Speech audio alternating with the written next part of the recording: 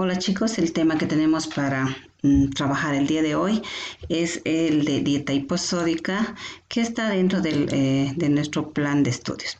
Entonces vamos a hacer una conceptualización muy general de lo que es para nosotros el sodio y vamos a indicar que este elemento es un mineral, sabemos que está muy ampliamente difundido o presente más bien en la naturaleza en muchos alimentos. Se encuentra sodio y sobre todo también el sodio es utilizado en la mayoría de las comidas en muchas poblaciones, independientemente de las culturas. El sodio es un elemento indispensable de la cocina. Hay unos datos referenciales que nos van a ayudar a calcular la cantidad de sodio en los alimentos y en las dietas que vamos a diseñar. Vamos a partir indicando de que en un gramo de sodio sabemos que el sodio proviene del cloruro de sodio. Entonces, en un gramo de cloruro de sodio tenemos 0,4 gramos de sodio. Si partimos del hecho de que se tiene como referencia de que el consumo habitual de sodio en la mayoría de las poblaciones está entre 8 a 10 gramos por día. En caso de que el consumo sea 8, estaríamos ingiriendo 3,2 gramos de sodio, o lo que aparece también en muchas tablas de composición y análisis de dietas como unidad de medida, los miligramos. Sería el equivalente a 3.200 miligramos. En el caso de que la ingesta fuera de 15 gramos de sal, estaríamos aportando a la dieta con 6 gramos de sodio, o lo que es equivalente a 6.000 miligramos de sodio. La OMS recomienda un consumo mínimo de sodio, esto con fines preventivos de enfermedades cardíacas sobre todo, un consumo diario de 5 gramos por día, o lo que vendría a ser también 5.000 miligramos de sodio por día. Entonces vamos a ver acá de dónde viene el sodio. Habíamos dicho inicialmente que está ampliamente distribuido en la naturaleza. Entonces en la dieta habitual vamos a encontrar que el sodio va a provenir de la composición misma de los alimentos, es decir, muchos de los alimentos, casi todos prácticamente, excepto los azúcares y las grasas, van a contener sodio, unos en mayor cantidad que otros, ¿no? Y para eso, pues, son herramientas útiles las tablas de composición, donde nosotros que por 100 gramos tenemos cantidades que pueden ir desde cantidades muy elevadas hasta cantidades mínimas, como los encontramos en los cereales. El sodio también proviene de la sal añadida a la cocina, es decir, sabemos todos que nos dedicamos un poco a la cocina. Al preparar cualquier comida empleamos sal como un ingrediente básico también para la preparación de las comidas, ¿no? Y por último, otra fuente de sodio es lo que a veces de manera muy inadecuada y poco recomendable es el sodio que se añade a las comidas, que sería la sal de mesa. A pesar de tener el sodio en los propios alimentos como parte de su composición química, de tener el sodio agregado a través de la sal durante la preparación de las comidas, hay personas que adicionalmente a todo este contenido de sodio le añaden un poco más a través de lo que llamaríamos el salero de la mesa. Entonces, cuando vamos a diseñar una dieta hiposódica, tenemos que considerar estos aspectos para ver dónde y a qué niveles hacemos la restricción correspondiente. Ahora, cuando nos solicitan una dieta hiposódica va a ser una dieta restringida, por supuesto, ¿no? Entonces vamos a hablar de 3 niveles de restricción: leve, moderada y estricta o severa. Y esto está en función de la cantidad de sodio que va a contener cada uno de estos niveles de restricción. Cuando hablamos de una dieta hiposódica leve, o sea, una restricción leve, la dieta puede contener hasta 2.500 miligramos de sodio, lo que vendría a ser 2,5 gramos, ¿no? Cuando tenemos este tipo de restricción, simplemente tenemos que suprimir los alimentos con sal añadida y también la sal de mesa. El uso de alimentos fuentes de sodio puede estar más o menos de manera libre y amplia. El otro nivel moderado sería cuando la dieta va a contener hasta 1.000 miligramos de sodio. Acá es necesario no solo suprimir la sal añadida y la sal de mesa, sino también que se deben elegir o seleccionar con mucho cuidado aquellos alimentos que son más altos en sodio, como son los lácteos, por ejemplo, las carnes. Vamos a ver un poquito más adelante luego. El tercer nivel de restricción va a ser cuando es muy severa o estricto. cuando solamente se va a poder aportar con la dieta hasta 500 miligramos de sodio o 0.5 gramos, es decir, medio gramo, ¿no? Acá se va a suprimir, de hecho, la sal añadida en la cocina, la sal de mesa, por supuesto, y la selección de alimentos va a ser mucho, mucho más estricta.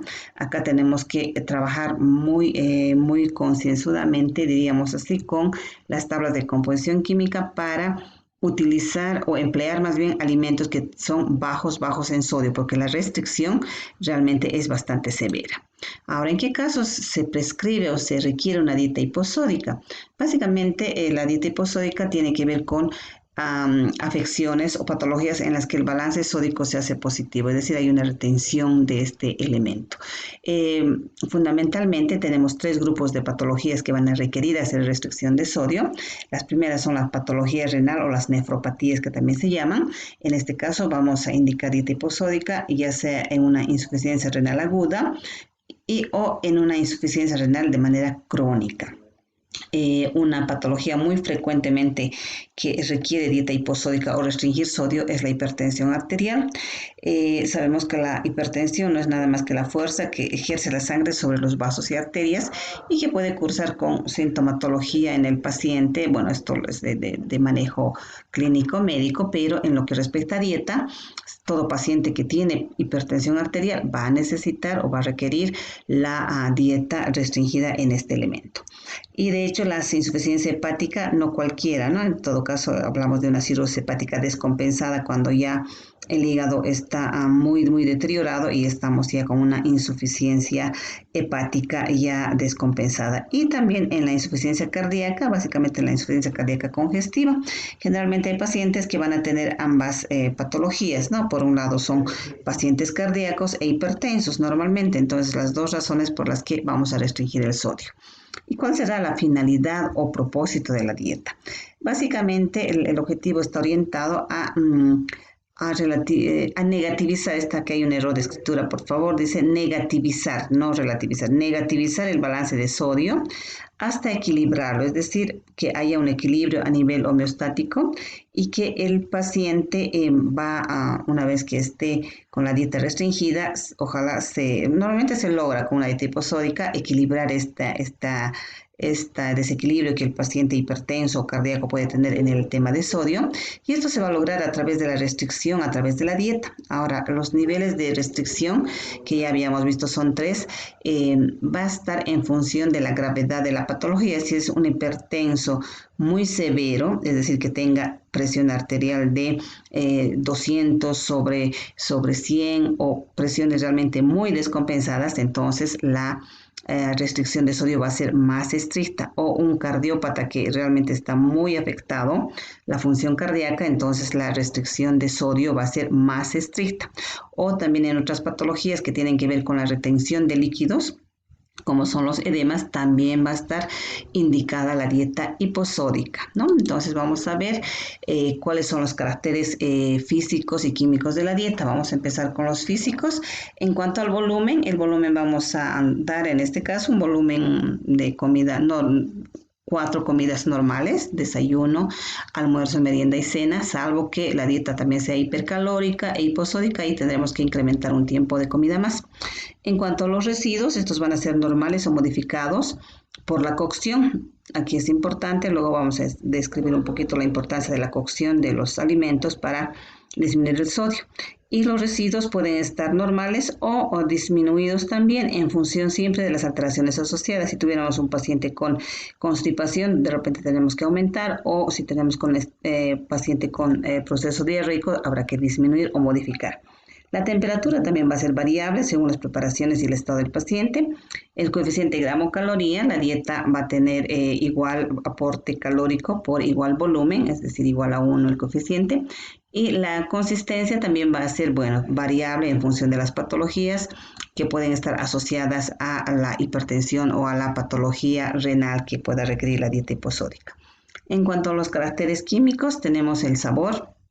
El sabor aquí es muy importante el tema del sabor. Sabemos que una comida preparada sin sal normalmente va a ser muy insípida y de poco agrado para el paciente. Entonces, en cuanto al sabor, tenemos que hacer que esté levemente acentuado o dependerá también de repente de alguna situación o una patología gástrica que tenga el paciente, ahí tendremos que cuidar el sabor, que debe ser suave, no estimulante, pero en general el sabor tiene que ser muy agradable y un poquito incrementado como para lograr la aceptación de la dieta hiposódica en el paciente.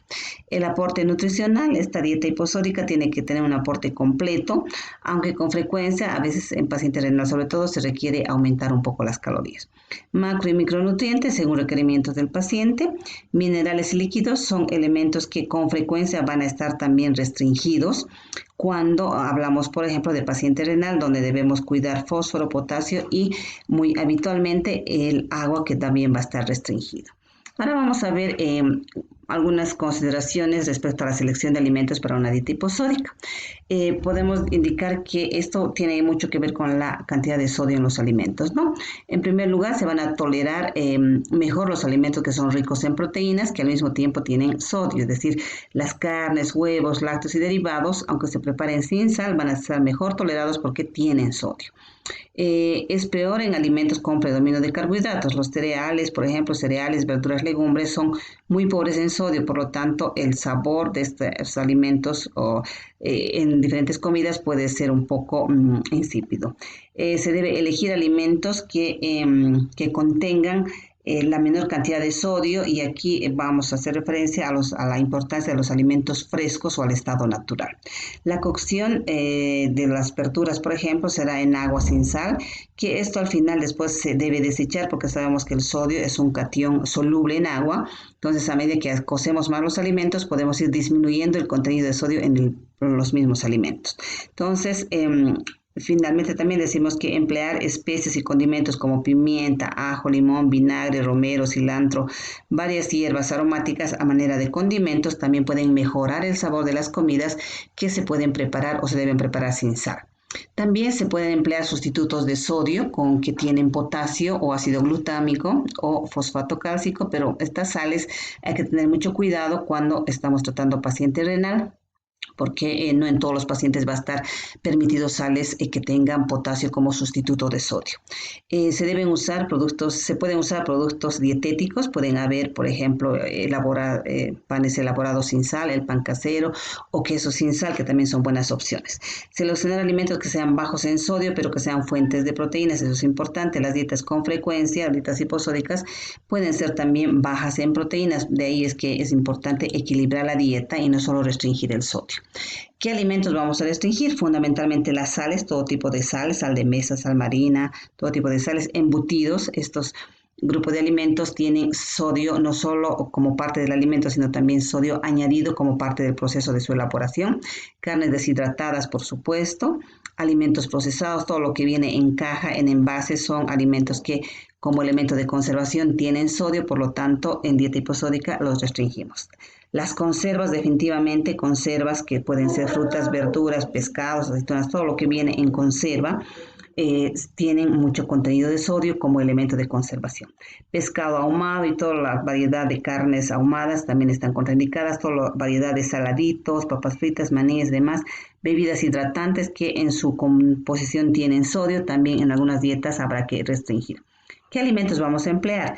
El resto que nos queda, ¿no? Cereales, tubérculos, verduras, hay que seleccionar cuáles verduras dependiendo del nivel de restricción que tengamos, frutas seleccionadas, carnes, por supuesto. Recuerden que la dieta tiene que ser completa en el resto de los nutrientes, por lo tanto hay que usar variedad de alimentos, huevos, por supuesto, lácteos enteros o descremados, dependiendo del caso, legumbres o leguminosas, grasas, azúcares, todos los alimentos necesarios que van a lograr la dieta equilibrada, con excepción del sodio. ¿Cómo nos van a prescribir la dieta? ¿Cómo nos van a solicitar? Puede ser una dieta blanda hiposódica, hiposódica para diabético, hiposódica hipoproteica, que es típico para un paciente renal, hiposódica e hipercalórica, o también para paciente renal se prescribe una dieta hiposódica seca. Esto significa que también, aparte del sodio, hay que restringir el agua o los líquidos en la dieta. Esto también se prescribe fundamentalmente en paciente renal. Aquí vamos a ver un ejemplo de plan de comidas. que tenemos las 4 comidas del día. En el desayuno incluimos fruta, una fuente de proteínas, que contenemos la leche, pan, mermelada casera. ¿Por qué casera? Porque no va a tener elementos de conservación que pueden ser fuente de sodio. Las sopas clásicas de cereales. En el segundo tenemos pechugas a la plancha, tenemos con ensalada, postre, tenemos la merienda de media tarde